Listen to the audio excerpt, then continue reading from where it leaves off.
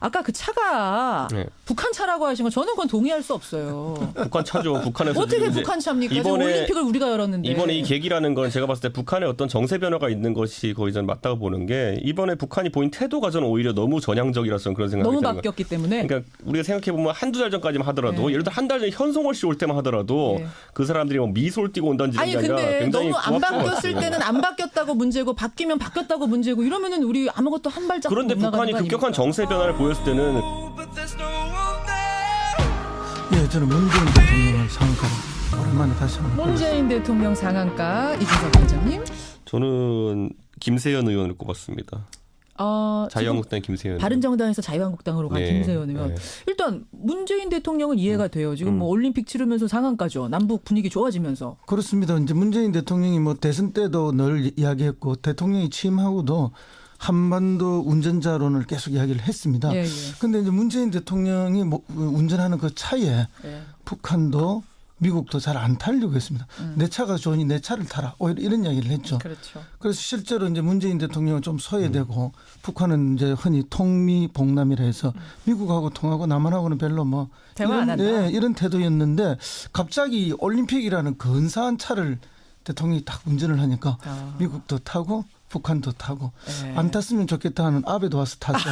이상한 이야기도 하고. 이상한 이야기도 하고. 예, 일침을 놓았죠. 대통령이 내정 가서 말하고. 아, 그럼요. 그래서 뭐 어쨌든 네. 또 그것 때문에 대통령이 또 주목을 받기는 했는데 어쨌든 이제 올림픽이라는 근사한 다자 외교의 장이 마련되니까 비로소 이제 운전자의 역할이 좀 더 보이기 시작했다. 예. 예, 그래서 뭐 미국은 툴툴거리면서 탔지만 예. 탔고 또 결국 대화를 뭐 압박과 제재를 계속 이야기하지만 대화도 동시에 이제 이야기하는 수준에 와 있고. 그렇다고요. 북한 같은 경우에는 뭐 지금 대화를 이야기하지 않을 수 없는 상황으로 좀 몰려 있는 측면도 있다. 지금 자동차 얘기하셨잖아요. 여러분 상상해 보세요. 머릿속에 올림픽이라는 근사한 세단이 하나 쫙 왔습니다. 운전자석에 지금 문재인 대통령이 앉았어요. 우리가 앉았습니다. 펜스는 뭐 어쩔 수 없이 저 멀리까지 대전까지 부산까지 가야 되는데 뭔가 타긴 타야 되니까 마지못해 앉았는데 눈길을 안 줘요. 아베는 원하지 않는데 우리가 크게 원하지 않아도 탔어요. 근데 북한은 이번에 반면에 문 열어주기도 전에 스스로 열고 타서 옆을 보면서 웃기까지 하고 뭐 이런 거죠. 굉장히 적극적인 예, 거죠. 재빠르게 탔습니다. 근데 어쨌든 뭐 북한이 가장 이 시기에 필요한 거죠. 그래서 북한의 전략이 통미봉남에서 통남봉미로 좀 그렇더라고요. 바뀐 듯한 그런 이미지가 있고요. 예. 결국 이제 뭐 문재인 대통령이 각광받는 건 사실입니다. 사실이고 또 어떻게 대처하느냐에 따라서 이후에 더 어떤 그 지도자로서의 길을 더 갈 수 있는 것도 있다라고 보는데 또 주의해야 할 점도 있는 것은 사실입니다. 어떤 겁니까? 주의할 점? 왜냐하면은 우리가 이렇게 남북이 긴장되고 국제적으로 이렇게 아주 압박이 강화되는 국면 전체가 유도된 게 사실은 이제 뭐 여러 가지 요인이 있지만은 예. 북한의 핵미사일이라든지 예. 뭐 이런 것들 때문에 그런 긴장 국면이 조성됐던 것도 사실이고 그렇죠. 또 이렇게 급박하게 또 이렇게 이제 긴장이 완화되는 국면도 역시 이제 북한의 적극적인 참여 때문에 그런 거거든요. 이제 그런 면에서 보면은 운전석에 분명히 우리 대통령이 앉았고 우리 대통령이 많은 역할을 하고 있는 건 틀림없지만 예. 이 승객들이 예. 다 방향이 같은 게 아니에요. 밖에서 그러니까 지금 운전자가 집중해서 운전해야 되는데 승객들이 가자는 요구가 다 달라요. 딴 지금. 소리들을 네. 막 하고 있는 그럼 거예요. 중간에 내릴 가능성이 있는 거예요. 그러니까 기사 운전하는 운전사의 목적지, 타고 있는 승객들의 그러네요. 목적지가 다 같아야 되는데 그러네요. 조금씩 지금 방향이 어긋나고 있기 때문에 이 목적지를 하나로 모아가는 노력, 그 노력이 문재인 대통령에게 이후에 주어져 있다. 근데 이게 우리가 지금 타고 있는 차가 결국엔 북한 차라는 게 문제인 거거든요. 보면은. 그게 무슨 이 말씀이세요? 차는 결국 가다가 퍼질 수가 있어요. 제가 봤을 땐 지금까지 항상 북남 남북 이런 대화라는 게 그들이 주장했던 북남 대화라는 게 목적성을 가지고 진행됐던 것이고 영속적인 변화를 가져오지 않았거든요. 예를 들어 전에 정상회담 2번도 있었지만은 그 결과 지금 뭐 핵이 개발되고 이런 상황 속에서 영속적인 변화가 없었기 때문에 저는 이번에도 마찬가지로 저는 우려되는 게 뭐냐면은 이 지점은 저희가 봐야 돼요. 그러니까 어제 조선신보가 그 조총련 기관지죠. 조총련 기관지가 얘기했던 게 뭐냐면은 그 만약에 대화 국면이 계속되면은 뭐 미사일이나 핵실험 같은 경우는 좀 중단할 수 있는 거 아니냐 한동안. 그런데 그게 의미하는 게 뭐냐면요. 과거 같으면 그게 소위 말하는 핵동결이라는 게 핵을 동결시킨다는 게 개발 단계에서 동결시키면 그건 의미가 있습니다. 그런데 지금까지 북한이 핵을 완성했다 주장하는 상황 속에서 핵 동결을 주장하는 거는 우리가 한 3달 전쯤으로 시계를 되돌려 보면은 중국에서 끝없이 요구했던 게 뭐냐면 쌍중단이라는 겁니다. 한미 연합 군사 훈련을 중단하고 핵은 동결하자였거든요. 예. 핵을 폐기하자가 아니라 그 두 가지를 하자고 했던 건데 지금 그렇게 돼 버렸어요. 그 모양새가 보면은 한미 군사훈련은 일시 연기된 상태이고 예. 핵을 동결할 수 있다는 제스처를 보낼 수 있는 건데 핵 동결이라는 게 아까 말했던 것처럼 만드는 단계에서 핵 동결은 의미가 있지만 만들고 난 다음에 핵 동결은 뒤집어 말하면은 핵 인정과 가까운 형태로 비춰질 수도 있습니다. 그렇기 때문에 이게 저는 이번 정부에서 어쨌든 회담의 조건으로 핵 동결을 받아들였을 때는 그건 또 아까 우려했던 것처럼 국론 분열이라는 게 일어날 수 있는 거거든요. 그 부분이 우려스럽다, 예. 허 소장님. 예, 뭐 충분히 그런 걱정할 수 있고 또 그런 걱정을 많이 하는 보수적인 분들도 많이 계시죠. 그러나 우리가 이제 흔히 이야기하는 닭이 먼저냐 달걀이 먼저냐 예. 이 논란을 끊임없이 가져가면 아무 문제도 해결이 되지 않아요. 해결이 안 돼요. 그렇기 때문에 이제 미국도 결국은 대화 부분을 예. 병행하겠다는 입장을 최근에 어제 오늘 계속 내놓고 있는 건데요. 그렇죠. 결국은 어떤 시각으로 보느냐 또 어떻게 문제 해결을 하기 위해서 접근하느냐 이렇게 가는 것이 중요하고요. 저는 뭐 그런 생각을 분명하게 가지고 있습니다. 그 뭐 핵 폐기를 전제로 하는 비핵화를 전제로 하는 거 아니면 대화가 안 된다. 이건 결국 대화하지 말자는 논리로 가는 겁니다. 그러니까 조금씩 양보를 하면서 그럼요. 좀 우리의 목표는 있는 거잖아요. 그리고 평화라는 목표를 향해 가야 북한도 된다. 이런 강한 압박과 제재 속에서 예. 국가 체제를 유지하기가 예. 사실은 여러 가지 부담스러운 측면이 있습니다. 그러니까 이렇게 적극적으로 네, 나오는 그러니까 거 아닙니까? 적극적으로 나올 수밖에 그럼 없습니다. 우리가 활용을 해야죠. 최대한 활용을 해야죠. 그렇기 때문에 예. 이제 이 운전자론이라는 것이 운전자 마음대로라는 게 아니에요. 예. 다양한 승객들의 요구를 수용하면서 어떻게 같은 목적지를 향해서 가자. 그렇죠. 그건 평화와 협력이라는 뭐 목적이죠. 가다가 조금 돌아갈 수도 있고 쉬었다 갈 수는 있습니다만 분명한 목적지를 향해서 운전자가 정신 똑바로 차리고 가면 되는 거고요. 또 하나 아까 그 차가 네. 북한 차라고 하신 거 저는 그건 동의할 수 없어요. 북한 차죠. 북한에서 어떻게 지금 이제 북한 차입니까? 지금 이번에 올림픽을 우리가 열었는데. 이번에 이 계기라는 건 제가 봤을 때 북한의 어떤 정세 변화가 있는 것이 거의 전 맞다고 보는 게 이번에 북한이 보인 태도가 저는 오히려 너무 전향적이라서 저는 그런 생각이 너무 드는 거예요. 바뀌었기 때문에. 그러니까 우리가 생각해 보면 한두 달 전까지만 하더라도 네. 예를 들어 한 달 전에 현송월 씨 올 때만 하더라도 네. 그 사람들이 뭐 미소를 띠고 온다는 아니 게 아니라 근데 굉장히 너무 안 고맙다고 바뀌었을 봤어요. 때는 안 바뀌었다고 문제고 바뀌면 바뀌었다고 문제고 이러면은 우리 아무것도 한 발짝 그런데 못 나가는 북한이 거 급격한 아닙니까? 정세 변화를 보였을 때는 그 이유가 뭔지 한번 살펴볼 필요가 있다 보는데 전 둘 중에 하나일 거라 보는 게 첫째는 이제 대북 압박이 강화되니까 네, 그에 대한 부담으로 이제 좀 유화책으로 돌아왔던 그렇죠. 것도 있고 두 번째는 실제로 북한 내에서 체제 유지를 위해 가지고 뭔가 아주 긴박한 상황이 발생할 가능성도 있습니다. 지금 저는 그 두 가지를 놓고 우리 정부가 여기서 좋은 판단들을 하기 위해서 예. 정확한 정보들을 취득해야 되는 것이고 저는 약간 의외였던 게 김여정이 와서 했던 말이 그거잖아요. 저도 오게 될 줄 몰랐는데 갑자기 오게 했다 예, 그랬잖아요. 예. 그건 북한 내에서 분명히 급박한 어떤 상황 판단들이 있었다는 건데 그런 걸 좀 그걸 뭐 활용을 해야 되는 거 아니에요? 그 이제 우리가? 급박한 그런 상황 변화가 있을 수도 있지만은 예. 북한 입장에서 보면은 북한 우리 쪽에서 대부분 북한에 대한 이 과대평가가 있는가 하면 또는 과소평가도 있어요. 아하. 저는 냉정한 현실평가가 있어야 된다고 보거든요. 북한은 우리하고 다른 국가 체제이기 때문에 그런 급박한 정세 변화를 가져올 수 있는 결정을 내릴 사람이 있는 거예요. 그러나 우리는 그렇게 함부로 우리의 그 판단이나 의사결정을 바꾸기가 어렵죠. 알겠습니다. 예, 그런 차이를 인정해야 되죠. 그러니까 이 아까 그 비유는 그 정도로 우리가 휘둘리지 말아야 된다는 걸 강조하신 예, 정신 똑바로 차리고 운전석을 꽉 잡아야 된다. 요 정도로 이해를 하는 것으로 하고 이준석 위원장이 상한가 아까 김세연 의원을 꼽으셨는데 자유한국당 의원을 상한가로 꼽아 오신 게 굉장히 오랜만 같아요. 그렇죠. 그런데 이제 김세연 의원의 특수성이라는 게 있는데 사실상 네. 바른정당에서 김세연 의원의 위치는 이렇게 표현하면 그렇지만 좀 독보적이었습니다. 무슨 어떤 말이냐면 식으로? 결국에는 뭐 바른정당에서 이런 말이 나오기도 했죠. 선골 아니냐고 저 라인이. 그건 무슨 말이에요? 이게 소위 말하는 서울대 경제학과 라인.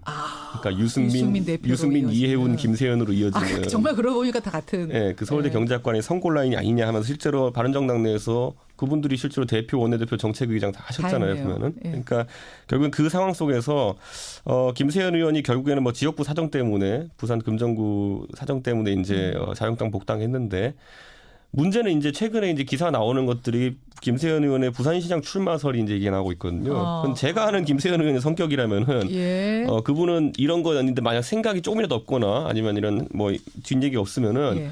바로 손살에 치면서 정정해달라고 이렇게 하고 하실 분입니다.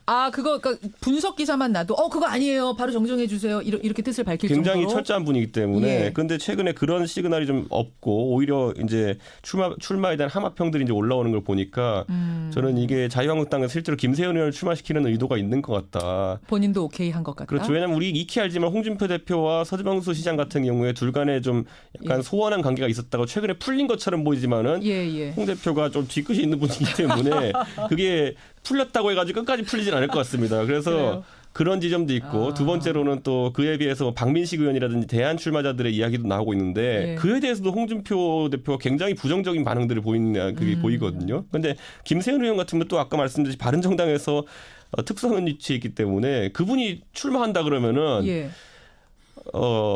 이렇게 표현한 것지만 좀 힘 풀리는 사람 많을 겁니다. 바른정당에서. 바른정당에서 후보 안 낼 수도 있단 말씀이세요? 아니 내겠죠. 내가 나가고 싶은 사람이 있으면은. 네, 그런데 네. 적극적으로 뭔가 선거운동 할 만큼 하기 쉽지 않은 게 당내 핵심 인사였던 사람이 출마했는데. 그리고 자유한국당 간 것에 대해서 바른정당 의원들이 되게 불쾌하거나 그런 거 아니에요? 그게 저도 굉장히 특이했던 게 돌아간 사람들 예를 들어 김성태 의원이나 장제원 의원에 대해서는 예, 굉장히 당원들이나 이런 사람들이 극도의 반감을 보이는 경우를 봤거든요. 예. 그런데 제가 김세현 의원 출마설이 뜬 다음에 당원들 카톡방이라는데 분위기를 보니까 예. 언젠간 유승민 대표 함께 하실 분인 거 알기 때문에 저희가 이해를 그 하는 길을 이해합니다. 뭐 이런 게 올라와요. 그러니까 제가 봤을 때 바른정당에서 그러니까 이게 제가 굉장히 특이함을 느꼈던 게 뭐냐면은 실제로 그러니까 사람이 움직일 때도 예. 옮겨갈 때도 어떻게 옮겨가느냐가 참 중요하다는 걸 느꼈던 게 뭐냐면은 김세현 의원 같은 경우에는 자기가 왜 그렇게 하는지 설명도 많이 하고 이렇게 해가지고 당원들 사이에서 그게 약간 좀 이해가 되어 있는 상황이에요. 인심을 잃지 않고 갔군요. 네, 그러니까. 그런데 반대로 그러다 보니까 자유한국당에서 선거 기획을 하는 사람이 있다면은 예. 그게 굉장히 중요한 요소거든요. 이번 선거에서는 하하. 보수 후보 단일화 후보가 이 사람이 자기들이 내는 후보가 될 수 있겠냐 아니면 알겠습니다. 주요 후보가 될 수 예. 있겠냐인데 그런 근데 이제 의미에서 당내에서는 뭐 그런저런 상한가? 개인 처신이나 이런 것 때문에 상한가가 될 수는 있는데요. 예. 어쨌든 지금 부산 서병수 시장님도 그렇고 지금 김세현 의원도 그렇고 어찌 보면 부산의 토호 내지는 부산의 재벌들 아들들이에요. 예. 그러니까 부산 시민들 입장에서 보면은 이분들이 시장에 대해서 과연 부산 시민들의 이익을 얼마나 잘 챙겨줄까, 시민들을 잘 보살필까, 아니면 부산 지역의 토호들의 이익을 대변할까 하는 이런 측면이 또 전혀 다른 판단이 있는 거예요. 그런 면에서 보면은 뭐 이제 개나 고동이나 비슷하다 이런 느낌으로 바라보기.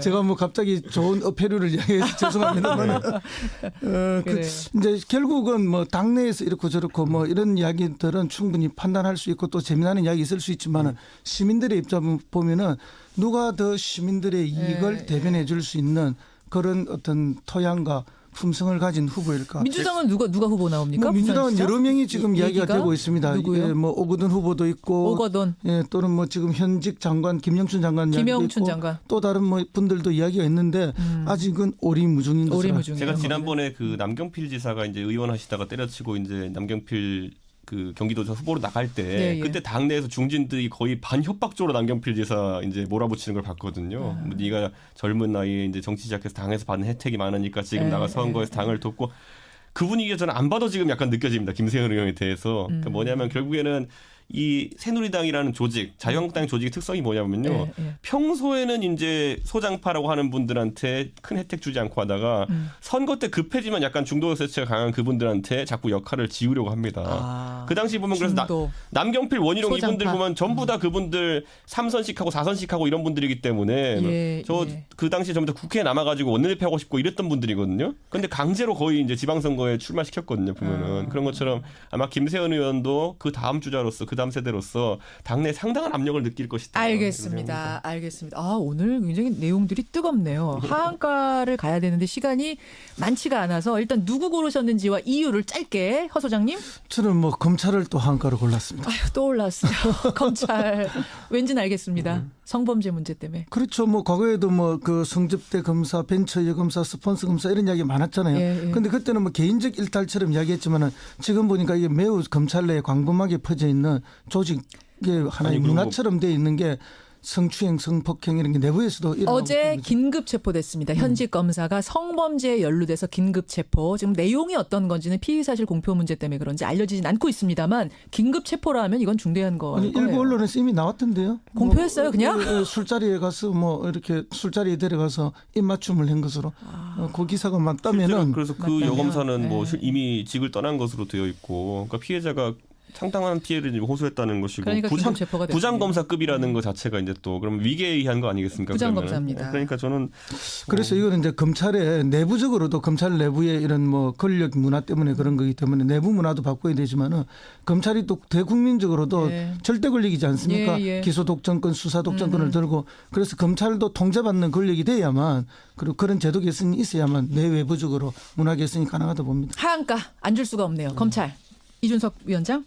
저는 김상곤 교육부 총리를 한 거. 김상곤 부총리 왜요?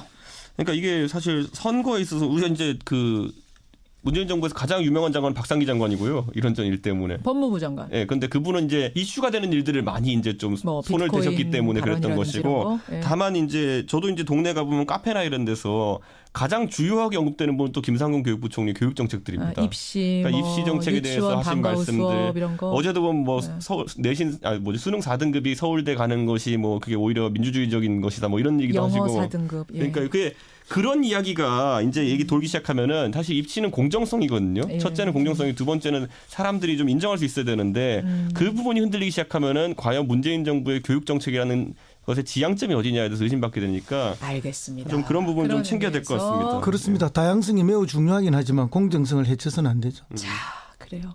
아까 그 우리 차요. 이 차에 이제 문재인 대통령이 운전석 잡고 있는 건 분명한데 이 차가 이제 무슨 차냐. 요 얘기에 대해서 지금 게시판이 아주 뜨거워요. 그러니까 보수의 시각 이준석 위원장, 진보의 시각 허성무 소장, 이 두 분의 의견이 이렇게 다른데 이게 보수 진보 결국은 이 보는 시각들이 북핵 문제를 보는 시각들이 이게 다르구나라는 걸 느낄 수 있고 청취자 여러분들도 문자 주십시오. 이 다양한 의견들이 논의가 되는 게 바람직한 거죠. 오늘 두 분 고생하셨고요. 설 잘 보내시고요. 앉았습니다. 펜스는 뭐 어쩔 수 없이 저 멀리까지 대전까지 부산까지 가야 되는데 뭔가 타긴 타야 되니까 마지못해 앉았는데 눈길을 안 줘요. 아베는 원하지 않는데 우리가 크게 원하지 않아도 탔어요. 근데 북한은 이번에 반면에 문 열어주기도 전에 스스로 열고 타서 옆을 보면서 웃기까지 하고 뭐 이런 거죠. 굉장히 적극적인 거죠. 예, 재빠르게 탔습니다. 근데 어쨌든 뭐 북한이 가장 이 시기에 필요한 거죠. 그래서 북한의 전략이 통미봉남에서 통남봉미로 좀 그렇더라고요. 바뀐 듯한 그런 이미지가 있고요. 예. 결국 이제 뭐 문재인 대통령이 각광받는 건 사실입니다. 사실이고 또 어떻게 대처하느냐에 따라서 이후에 더 어떤 그 지도자로서의 길을 더 갈 수 있는 것도 있다라고 보는데 또 주의해야 할 점도 있는 것은 사실입니다. 어떤 겁니까? 주의할 점? 왜냐하면은 우리가 이렇게 남북이 긴장되고 국제적으로 이렇게 아주 압박이 강화되는 국면 전체가 유도된 게 사실은 이제 뭐 여러 가지 요인이 있지만은 예. 북한의 핵미사일이라든지 예. 뭐 이런 것들 때문에 그런 긴장 국면이 조성됐던 것도 사실이고 그렇죠. 또 이렇게 급박하게 또 이렇게 이제 긴장이 완화되는 국면도 역시 이제 북한의 적극적인 참여 때문에 그런 거거든요. 이제 그런 면에서 보면은 운전석에 분명히 우리 대통령이 앉았고 우리 대통령이 많은 역할을 하고 있는 건 틀림없지만 예. 이 승객들이 예. 다 방향이 같은 게 아니에요. 밖에서 그러니까 지금 운전자가 집중해서 운전해야 되는데 승객들이 가자는 요구가 다 달라요. 딴 지금. 소리들을 네. 막 하고 있는 그럼 거예요. 중간에 내릴 가능성이 있는 거예요. 그러니까 기사가 운전하는 운전사의 목적지, 타고 있는 승객들의 그러네요. 목적지가 다 같아야 되는데 그러네요. 조금씩 지금 방향이 어긋나고 있기 때문에 이 목적지를 하나로 모아가는 노력, 그 노력이 문재인 대통령에게 이후에 주어져 있다. 근데 이게 우리가 지금 타고 있는 차가 결국엔 북한 차라는 게 문제인 거거든요. 보면은. 그게 무슨 이 말씀이세요? 차는 결국 가다가 퍼질 수가 있어요. 제가 봤을 땐 지금까지 항상 북남 남북 이렇게 대화라는 게 그들이 주장했던 북남 대화라는 게 목적성을 가지고 진행됐던 것이고 영속적인 변화를 가져오지 않았거든요. 예를 들어 전에 정상회담 2번도 있었지만은 그 결과 지금 뭐 핵이 개발되고 이런 상황 속에서 영속적인 변화가 없어. 아까 그 차가 네. 북한 차라고 하신 거 저는 그건 동의할 수 없어요. 북한 차죠. 북한에서 어떻게 지금 이제 북한 차입니까? 지금 이번에 올림픽을 우리가 열었는데. 이번에 이 계기라는 건 제가 봤을 때 북한의 어떤 정세 변화가 있는 것이 거의 전 맞다고 보는 게 이번에 북한이 보인 태도가 저는 오히려 너무 전향적이라서 저는 그런 생각이 너무 드는 거예요. 바뀌었기 때문에. 그러니까 우리가 생각해 보면 한두 달 전까지만 하더라도 네. 예를 들어 한 달 전에 현송월 씨 올 때만 하더라도 네. 그 사람들이 뭐 미소를 띠고 온다는 아니 게 아니라 근데 굉장히 너무 안 고맙던 것 바뀌었을 같아요. 때는 안 바뀌었다고 문제고 바뀌면 바뀌었다고 문제고 이러면은 우리 아무것도 한 발짝 그런데 못 나가는 북한이 거 급격한 아닙니까? 정세 변화를 보였을 때는 예, 저는 문재인 대통령을 상가로 오랜만에 다시 한번 문재인 대통령 상한가 이준석 위원장님. 저는 김세연 의원을 꼽았습니다.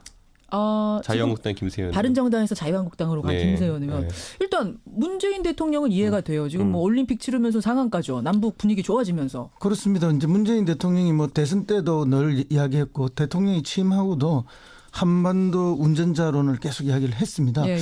근데 이제 문재인 대통령이 운전하는 그 차에 예. 북한도 미국도 잘 안 타려고 했습니다. 내 차가 좋으니 내 차를 타라. 오히려 이런 이야기를 했죠. 그렇죠. 그래서 실제로 이제 문재인 대통령은 좀 소외되고 북한은 이제 흔히 통미봉남이라 해서 미국하고 통하고 남한하고는 별로 뭐 대화 안 한다. 이런 태도였는데 갑자기 올림픽이라는 근사한 차를 대통령이 딱 운전을 하니까 아. 미국도 타고 북한도 타고 네. 안 탔으면 좋겠다 하는 아베도 와서 탔어.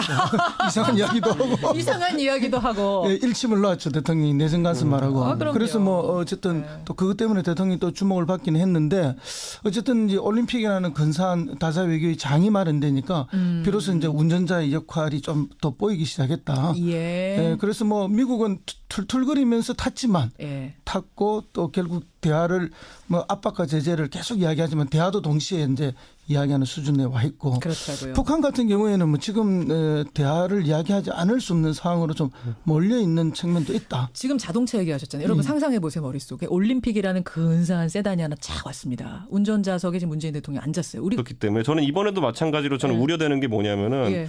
이 지점은 저희가 봐야 돼요. 그러니까 어제 조선신보가 그 조총련 기관지죠. 조총련 기관지가 얘기했던 게 뭐냐면은 그 만약에 대화 국면이 계속되면은 뭐 미사일이나 핵실험 같은 경우는 좀 중단할 수 있는 거 아니냐 한동안. 그런데 그게 의미하는 게 뭐냐면요. 과거 같으면 그게 소위 말하는 핵동결이라는 게 핵을 동결시킨다는 게 개발 단계에서 동결시키면 그건 의미가 있습니다. 그런데 지금까지 북한이 핵을 완성했다 주장하는 상황 속에서 핵 동결을 주장하는 거는 우리가 한 3달 전쯤으로 시계를 되돌려 보면은 중국에서 끝없이 오고 있던 게 뭐냐면 쌍중단이라는 겁니다. 예, 예. 한미 연합 같이 군사훈련을 중단하자. 중단하고 핵은 동결하자였거든요. 예, 예. 핵을 폐기하자가 아니라 그 두 가지를 하자고 했던 건데 지금 그렇게 돼버렸어요. 그 모양새가 보면은 한미 군사훈련은 일시 연기된 상태이고 예, 예. 핵을 동결할 수 있다는 제스처를 보낼 수 있는 건데 핵 동결이라는 게 아까 말했던 것처럼 만드는 단계에서 핵 동결은 의미가 있지만 만들고 난 다음에 핵 동결은 뒤집어 말하면은 핵 인정과 가까운 형태로 비춰질 수도 있습니다. 그렇기 때문에 이게 저는 이번 정부에서 어쨌든 회담의 조건으로